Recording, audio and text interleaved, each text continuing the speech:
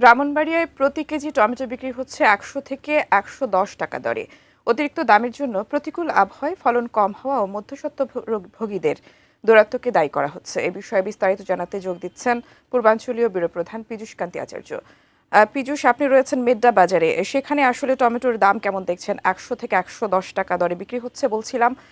আসলে শীতকালেও দাম না কমার পেছনের কারণ কি ব্যবসায়ীরা কি বলছেন জানাবেন।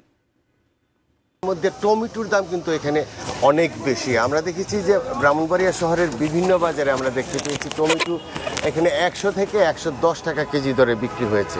আমি কথা বলেছি এখানকার যে বিক্রেতাদের সাথে, যে টমেটোর দাম কেন এত বেশি হচ্ছে। তারা যেমনটি বলছেন যে টমেটোর যে এই যে আবহাওয়ার কারণে কিন্তু টমেটোর ফলন কম হয়েছে এবং যে মার্কেটিংয়ের যে সমস্যা, এই সমস্যার কারণে কিন্তু টমেটোর এবং একটি মধ্যস্বত্বভোগী রয়েছে, যাদের কারণে টমেটোর দাম কিন্তু এখানে বেশি দরে বিক্রি হচ্ছে।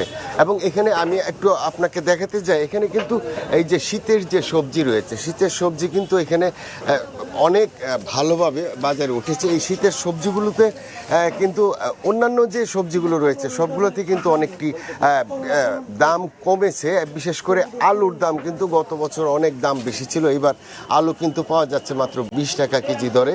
এবং অন্যান্য যে ফুলকপির দামও কিন্তু অনেকটা সহনীয় পর্যায়ে, ৩০ থেকে ৩৫ টাকার মধ্যে ফুলকপি পাওয়া যাচ্ছে।